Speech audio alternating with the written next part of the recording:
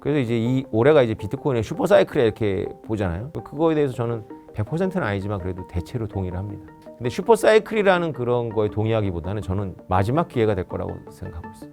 중산층이나 서민들이 1비트코인을 투자할 수 있는 마지막 기회.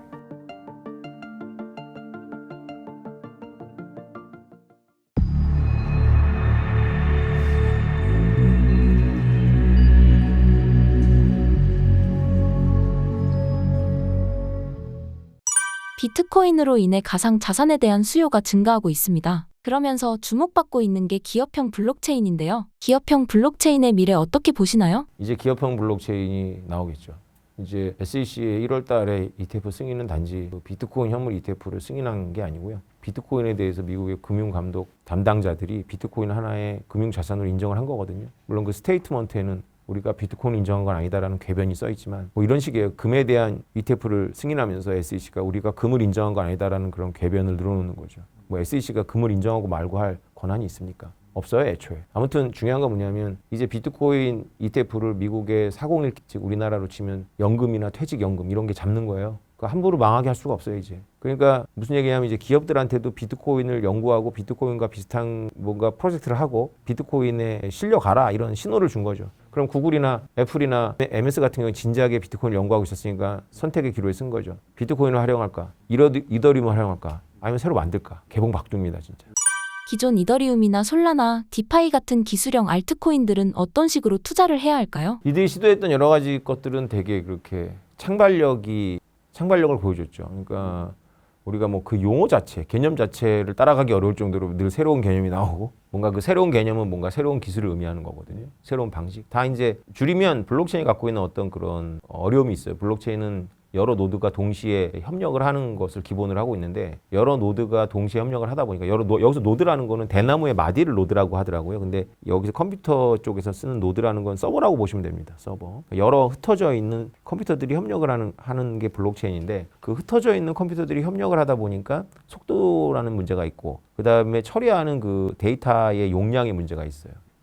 지금까지 이제 물 밑에서 이렇게 에너지를 젊고 진취적이고 똑똑한 젊은 사람들의 인재들의 에너지를 빨아서 올린 게 바로 이더리움, 솔라나 같은 그런 프로젝트고요. 여기서 이제 그 속도하고 이런 용량을 문제를 해결하는 여러 가지 제안들이 나온 거죠. 근데 여기가 뭐가 빠졌냐면 실제로 이것을 사용하는 그 부가가치하고 결합이 빠져 있어요. 기업형 블록체인이 중요한 건 실제로 부가가치를 만드는 건 기업들이거든요. 실제로 무역을 하는 건 기업이잖아요. 이더리움 무역하는 건 아니잖아요. 솔라나는 무역 하나도 안 합니다. 그죠?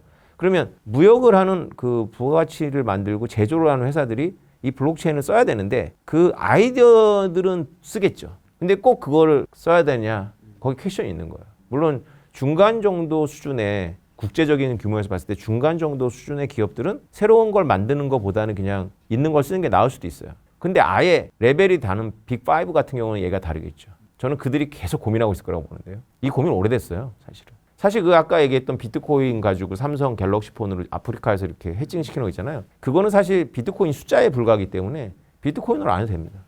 곧 있을 4월 반감기는 비트코인 시세에 이미 선반영됐다고 보시나요?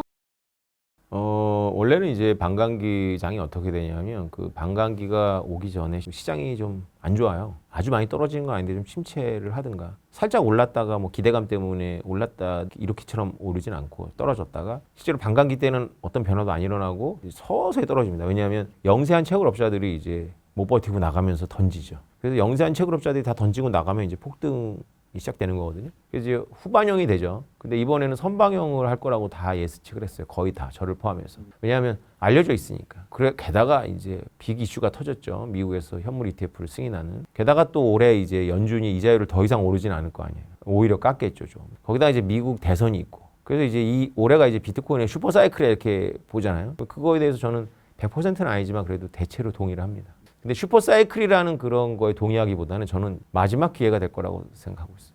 중산층이나 서민들이 1비트코인을 투자할 수 있는 마지막 기회. 앞으로의 비트코인 투자 시 어떤 방식이 좋을까요? 그거는 이제 사실 답이 없는 게 사람마다 각자의 사정이 있거든요. 만약에 여유 자금이 없으면 나눠서 하는 수밖에 없죠. 빚을 내서 샀다가는 진짜 못 버팁니다. 레버리지 투자는 진짜 위험해요. 자기 자본으로 해야 되는데 1억이 중산층 이하의 여유 자금이 사실 없어요. 다 집에 묶여 있거나 어디에 묶여 있거든요. 근데 만약에 뭐 예를 들어서 뭐 다른 종목에 투자하고 있다면 1억이 된다면 한번 해보세요. 나쁘지 않을 거예요. 그 종목들 나름대로 이유가 있고 그래서 했겠지만 비트코인이 지금 최고 좋습니다. 이번 마운트 곡스에서 14만 개가 풀린다는 기사가 있던데 무슨 내용인가요? 10년 전에 이제 2014년 2월에 마운트 곡스라는 그 당시에 거의 유일무이, 한동안 유일무이했었는데 중국 거래소들이 이제 쫓아왔지만 마운트 곡스가 이제 압도적이었어요. 그 압도적인 거래소가 해킹을 당하면서 파산을 하죠. 그러면서 저 같은 사람들이 이제 비트코인에 대해서 알게 된 거예요. 난리가 났었거든요. 그 투자자들이 일본인들이 아니에요. 외국인들이 그 신주쿠에 가고 일본 도쿄 신주쿠에 가서 막 피켓 들고 이랬어요. 경영자도 프랑스 사람이었고 좀 특이하죠. 일본하고 전혀 관계가 없어요. 마운트 곡스는. 근데 일본이다 보니까 일본 법원이 이걸 처리해요. 일본 법원이 신중한 건지 아니면 일본의 속도가 원래 그런 건지 일본의 속도가 원래 그런 것 같긴 해요. 천천히 갑니다. 10년이 됐잖아요. 그 법원이 갖고 있는 20만 개가 있어요. 200배가 됐잖아요. 그래서 이상한 일이 벌어졌어요. 회사는 망했는데 회사 자산은 망했을 시점보다 더 많아졌어요. 이걸 돌려주려고 하거든요. 올해 10월까지. 그러니까 이 투자자들은 굶은 거죠. 그래서 일부 이익 실현을 할 거라고 보는데요. 안 팔 수도 있어요. 중요한 건 팔고 안 파는 건 아닌 것 같아요. 제가 보기엔 뉴스 그 자체예요. 비트코인을 투자하다 보면 아시길 텐데 비트코인은 사람들이 이렇게 저처럼 이렇게 전업적으로 연구하는 사람들이 많지는 않으니까 다 카더라를 통해서 투자하죠.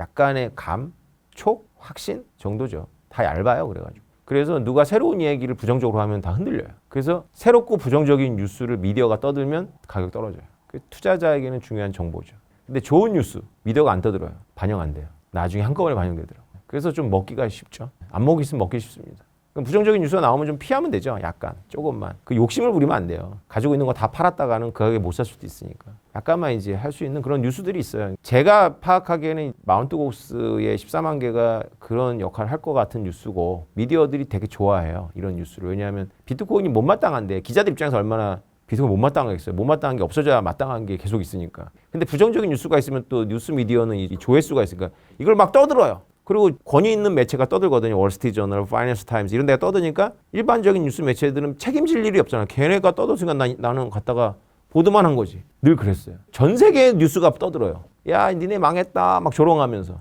댓글은 그렇게 달리죠. 그러면 실제로 도망가요. 비트코이너들이 얇아갖고 이 확신이 얇아갖고. 근데 좋은 뉴스는 미디어들이 그렇게 반응 안 하거든요. 그렇게 반응 안 하는 게 대표적인 사례가 올해 1월이에요. 올해 SEC 승인이 큰 뉴스거든요. 이걸 뉴스 미디어들이 가격이 올라갈 수밖에 없다 막 떠들어야 되는데 가만히 있었잖아요. 그 가격이 떨어지잖아요. 한 달 후에. 이런 거 흔들리지 않는 사람은 샀겠죠. 그때 5천만 원, 6천만 원이었어요. 불과 3달 됐네요. 2달이네, 2달. 참고하시면 돼요, 이런 거. 만약 저는 단기 트레이딩을 권하거나 하지 않지만 관심 있으면 이런 거 가지면 비트코인은 의외로 쉬운 장이에요. 왜냐하면 그만큼 성숙이 덜었기 때문에 시장에서는 남보다 아웃스마트한 게 중요하거든요. 조금만 똑똑하면 돼요. 비트코인처럼 조금만 똑똑하기가 좋은 시장이 없겠죠. 왜냐하면 선수들이 덜 들어와 있으니까. 세상에 미국의 SEC가 ETF를 승인했는데 가격이 떨어져요. 한 달 동안. 얼마나 미련한 겁니까, 시장이. 그리고 한 달 있다 반영한다. 그래서 말들은 잘해요. 뉴스에 팔았다는 등 다 거짓말이에요. 뉴스 미디어가 작정하고 혹은 무의식적으로 좋은 뉴스를 안 떠든 거예요. 그런데 나쁜 뉴스는 실제로 나쁜 게 아닌데 양자 컴퓨터 나오면 망한다. 이런 걸 막 떠들어요. 권위자가 얘기하면 막 떠들어요. 진짜로. 보시면 아시겠는데 사명감을 갖고 떠들어요. 마운트 곡스 시장에도 제가 왜 미리 약을 치냐 하면 떠들 거니까 그리 알라는 거예요. 조롱하고 싶은 거죠. 비트코인이라는 걸 잘 모르니까.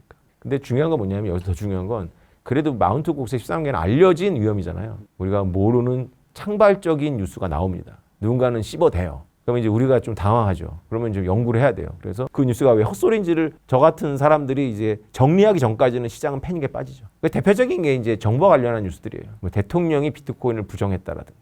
그럼 우리도 정보가 없죠. 금융수장이 비트코인을 저주했다라든가 이런 거. 우린 정보가 없잖아요. 되게 시장이 허약해요. 확신이 얄팍해갖고.